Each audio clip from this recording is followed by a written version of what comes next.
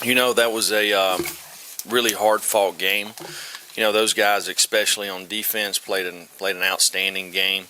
You can see why they're one of the top-ranked defenses in the country. Got good players, got good schemes, and done a nice job executing. I thought defensively really changed the game with the turnovers in the first half. There gave us an opportunity to put some alley-oops as far as scores on the board there. With short field position, we felt like we won the field position battle there in the first half, which really helped. Wasn't very pleased with the last drive of the half, defensively of the second half. So gave some young guys some opportunity there, and we didn't execute very well in that part, and we've got to improve there. Offensively, really didn't start very fast. Kind of played behind the chains. Too many negative plays. You run for 6 yards, and then the next play's -3. Or you throw an incomplete pass. Didn't protect very well. Excuse me. Didn't protect very well at all. And probably had a couple of throws out there we had a chance to make and didn't hit the guys there. So very disappointed with the turnover right before half. Had a good little drive there going there, made some good plays and made a poor decision, and you never take points off the board, and that's what we did there. So we can't make those mistakes moving forward. We had several guys that were out tonight, and hopefully we'll be able to get these guys back. They're getting closer and closer. Looks like we come out of this game pretty clean. So, we've got a big challenge next week, and we got to get focused on that. But with it, I'll take any questions. David, Rob.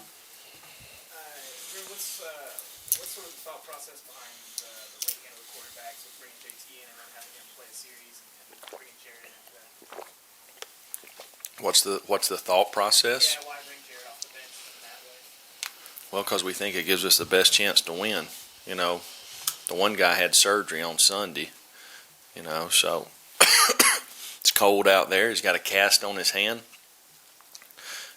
First time getting out there, you see him in warm-ups there, and he practiced most of the week there, but the ball was pretty slick the way the air was tonight. So, if JT don't run across the field and throw it across his body back over there when we're in field goal range, he might have kept playing, So there's some mistakes as a quarterback you can't make. Right? You might miss a throw, okay? You might not check the ball to the proper side, but you can't turn the football over in the red area, So we can't make those mistakes. Coach, what do you think about your front seven tonight? They'd only given up 5 sacks on the year coming in. You guys got 3, and they didn't have a run more than 9 yards. Well, I felt like we kept them behind the chains a little bit there. They done a lot of 7-man protecting, which is what they do. It's one of the reasons they hadn't give up a lot of sacks is they 7-man protect almost all the time. But we did get a little bit of pressure. I thought we guarded them in the back end. I thought our defensive staff done a really nice job getting our guys ready to play. I thought our defensive players, they practiced well all week. So not surprising how they played. So it was good when they made mistakes. We made them pay. Bryce made, I think it was 3 interceptions there, and Darrell Middleton caused a fumble. Aubrey Solomon recovered, and we should have had a pick there at the end. Tank just drops out there in the middle of the field. So, but when they make mistakes, you got to make them pay. So we did tonight. Wes, Blake, Jesse. With some of the issues offensively, kind of in the red zone or inside scoring range there, I'm sure the easy answer is just poor execution. But what's kind of leading to drives getting stalled there? Is it just different guys doing different things? Is there a common theme there, or what are you seeing from that? Are you talking about tonight or throughout the year? In general, yes, throughout the year. Well, there's lots of things. It really helps you a lot by using formations. Whether it's formations, motions, movements, and all this stuff to create soft edges on the defense to make the defense have to adjust. But when you do that, the look also changes too, the defensive look. So you've got to do a nice job making sure that everybody knows where you're pushing to, who's the mic backer, who's working with who, taking the correct steps. Sometimes, in all of that, it takes the quarterback to glue that together.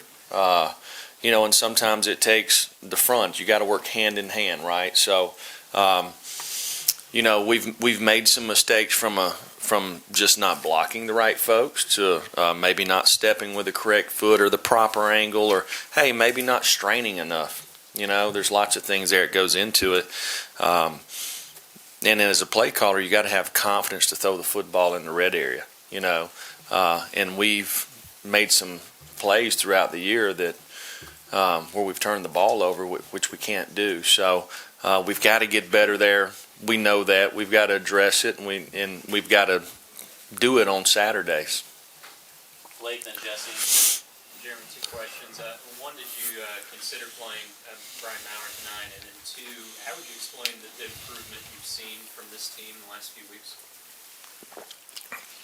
Well, we worked Brian to be ready to play. But with three quarterbacks, it was hard to get Brian as many reps as he probably needed to be ready. So we elected to go with the other guys today. And he'll have an opportunity to get more reps as we move into it. We're still kind of seeing where he was at there. An improvement, our guys work really hard at practice. They work hard to prepare, to give themselves a chance to have success. They're a fun group to be around. We've got to execute at a little higher level in all three phases of our team. But you can see some of the guys are gaining confidence with the fact that they've been around and been in the system a little longer. Some of the younger guys are gaining confidence. Some of the guys that have been here, and it just comes with doing the same stuff over and over again. So we've got to continue to improve this week. Jesse, Austin, Mike Wilson. Jeremy, was that another getting Jared warmed up in the second half to put him back out there, or was it the case of the interception and that play you went back to Shroud kind of coming out of halftime? Well, we were going to go back with JT at some point, just kind of the way the game kept going there. And we kept getting turnovers. It created a short field, so we were going to give Jarrett those opportunities. And when halftime was over with, we decided to go back the other way. So, but the interception absolutely doesn't help. Austin. Jeremy, Bryce had a fairly big brace on his knee tonight, but still comes up with the 3 picks. What did he do tonight? What did you see out of him specifically? Well, he really just done what he's supposed to do. One time we're playing cut, he splits his zone, the quarterback stares down, they run 4 verticals, makes a poor throw, he breaks on the ball. One time they run a deep comeback, we're playing 2-man, the ball really shouldn't be thrown out there, it was. He made them pay there. And then the last time, he was playing the money position. Theo Jackson didn't play tonight. So Bryce moved inside and played money, which was where we were going to play him all year until he was out for a few weeks there and didn't get as many reps. So there's a lot of balls that go to the 4th receiver on the other team on 3rd down. So you got the 2 guys outside, then you got the guy that your star's on, then our money guy. 2 and 3, lots of balls go to them. So he made a good play undercutting the guy. Mike. Jeremy, also about Bryce, how have you seen him improve since he returned to the team, and is he better right now than he was last year at this point? Well, it obviously hurt when he wasn't practicing, but he's improving. He's been banged up for a couple of weeks now. He's a tough kid that really wants to play. He likes to play. He's continued to improve, and he should. He's playing more ball. He's older. He's mature. He's getting stronger. He's been in the system a little longer. So, and he needs to continue to do that. Tyler, then Corey. Coach, how much do you think that Derek Ansley, plus your own experience coaching defensive backs, how much do you think that's helped Bryce and just the rest of the secondary improve and develop this season? Well, I can tell you this. I love coaching defensive backs. I love coaching defensive backs. If I can't coach defensive backs, I'm not going to coach anymore. But Derek Ansley is a guy that, for me, I don't have to be in the room. Okay, I know what's being said. I know how the room's prepared. I know how his meetings are run. He's going to say exactly what I would say anyhow. He's one of the best coaches that I've ever been around. It's been great to watch him grow and develop over the years. At one time, he was, my graduate assistant, and and then the last couple of years, he's been the defensive back coach at places that I've been at, and he does a phenomenal job. He's improving as a play caller. Does a really nice job with that. He commands attention. He does a great job. Coaching the guys up on the sideline, but he gets the information from the guys upstairs, who do a really nice job. Kevin and the other guys up there, and Tracy Rocker and Chris Rump do a nice job too. So it's a really good group to work with. We don't have any secrets in our room. We say what we think to each other, which is the way I like to work. And so it's fun being around them, and they do a really nice job, and I think the kids like being around them too. Last two, Corey West. Jeremy, you talked all year about how you guys wanted to force turnovers. You got 4 of those tonight. What do you think the defense needs to keep doing to carry that momentum going forward and get just 3 games left in the season? We have to practice it. There's no secret that, we keep a tab of it every week. Calls fumbles, interceptions, shots on the ball. Might not be a fumble, but who took shots on the ball, batted balls for passes.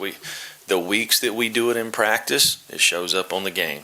The weeks that it don't show up on Tuesday and Wednesday and Thursday, it don't show up here on Saturday. So seems pretty simple, right? If you just create the right habits in practice, it shows up on Saturdays, and it's one of the things that we've been trying to stress to our players, and it's the truth. West, final question.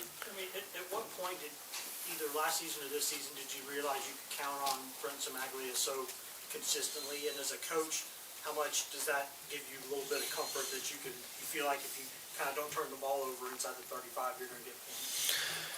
Well, he's a guy that's always working. He has talent. It's obvious when you're out there. The thing I like about him is I think he could play middle linebacker too. I like that about him. If he misses one, he jumps up there and he wants to hit another one. He don't go try to hide somewhere. He wants to get up there and do it again. So I think he's got a really good makeup about him. He's a great competitor. When we do our off-season conditioning and stuff, he's an athlete. I don't know what else he played besides kicker before he got here. He's probably a soccer player, but he might have been a defensive player. I don't know the way he acts. He gets out there and competes his tail off, and I'm glad we got him. Thank you, Coach.